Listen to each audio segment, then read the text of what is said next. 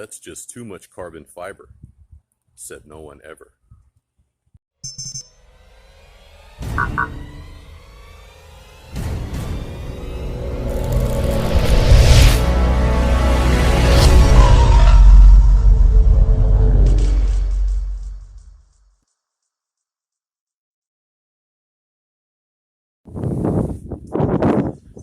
So I got the rest of the carbon fiber trim for the vehicle. For this here, That's Too Much Carbon Fiber, Said No One Ever series, part 2. Let's go and see the second half of my interior carbon fiber trim.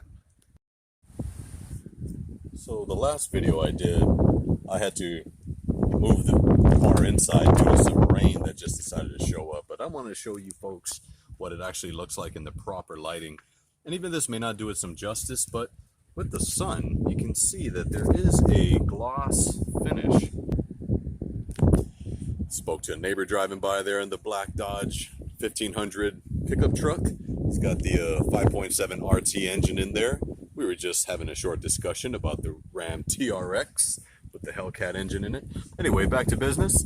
Here is the gloss field of the carbon fiber trim. Like I said, I don't know how this is going to show up on camera, but let's get back to the install. Before we continue, you guys remember my little man over here? Not so little man anymore. Want to say something to the people? As you can see, I cherish these moments because I've gone back to see some of my older videos when he was like 3 and 4 years old, and I'm so glad I got him in the video. Now here he is, 8 years old in this May 2021. Back to business. So today's install is going to be the trim for this area here, as well as this gauge cluster or knob cluster area there. So I am going to have to remove this temporarily. I hope it remains enough adhesive in the back to reapply it, but let's see how it looks. So one of the pieces is this one here, and this actually would surround the cup holder area. And I just did a dry fitment. You actually just lift this part here, and then it'll slide in just like that. I mean, I'm talking laser fit, picture perfect, full functionality. I haven't taken off the adhesive backing yet, but before I do, I'm just going to prepare the area. I forgot about this. This here, again, there was a red one, and I was debating to go through with the red one to kind of match the red right there, but I didn't want to add too much red. And at first I thought it didn't fit, you know, like it didn't actually fit perfectly, but then you just push it down, and this thing is actually like, it doesn't even have the adhesive removed, and it's already like stuck. So it's like a perfect fit for that. And anyway, let's just get the installs rolling.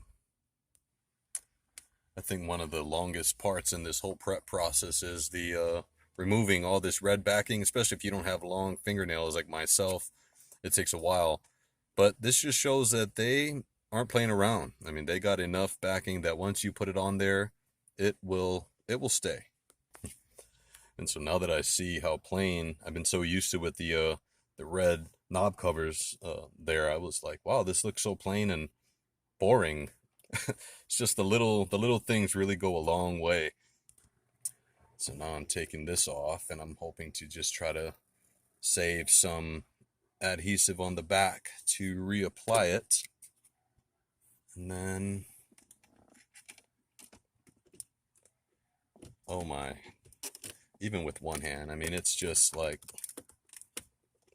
I guess the term tailor-made is usable right here. It fits perfectly. I can't do it before and after now. I mean, it's too late. What do you guys think? Initial reaction just from the plain black to this. Do you think it brings it to life? I mean, look at the finish. It's almost like a gloss mirror finish with that carbon fiber look. I was a little worried it would clash with the carbon fiber that came with the Hellcat, like this those areas there, but I think it's subtle enough where it's better than just looking at plain black plastic. Like, it just, I don't know. It just adds a touch of elegance without going like too far, doing too much, I think. Ooh, safe. What do you guys think? Let's just try and see if this will help bring it back to life. I did a previous video on these already, but I'm happy with these as well. Now, if this carbon fiber trim is something you might want to consider putting on your car as well, I'll probably put a screenshot at the end of this video. I did promise the last video that there was going to be a bonus tip that I was going to leave with you when it comes to adding any kind of mods to your car, and I'm still going to get to that. I haven't forgotten. So here we have the plain black leather there, and I'm just going to put this one on. It actually snaps in place. The only drawback is there is a little level difference now. This side's a little higher, but if that doesn't mean anything to you, I mean, it actually doesn't feel bad at all. Okay, so far it's coming together. What do you guys think? And the last piece for today. Now, since this is a larger piece, it's a little easier to show you the quality. Yes, it's plastic on the bottom, but I just feel like this is good quality, to be honest with you. I mean, if it wasn't so, I would just say, don't buy this. But I have yet to find a reason to regret this purchase. From all the trim that I've put in so far, they've just delivered. And there you have it.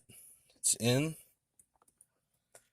Fits. Just goes a little right about here.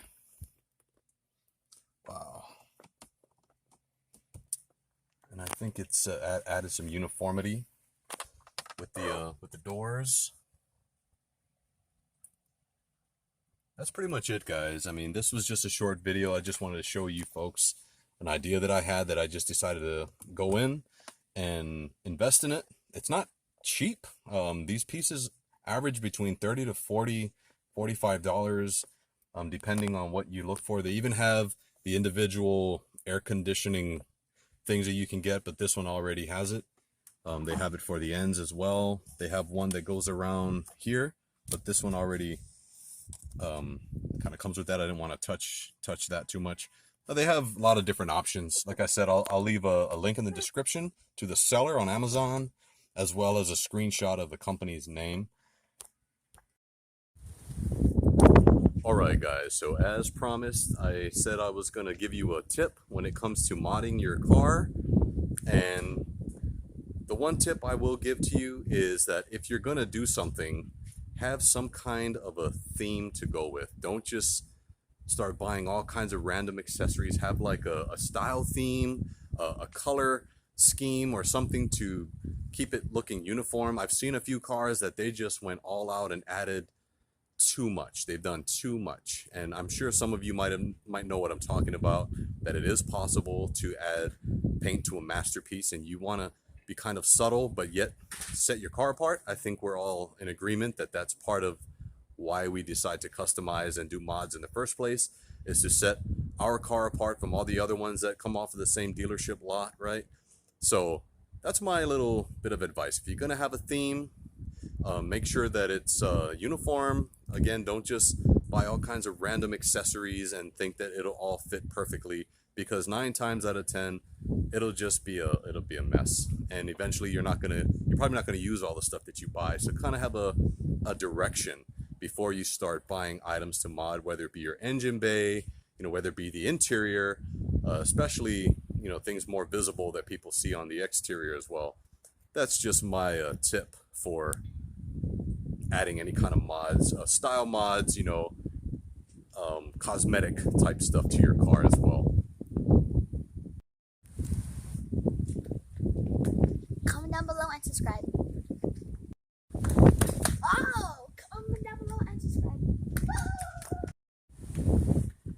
I just want to thank you guys for watching this short little video. This is Ryan from Riding in Style.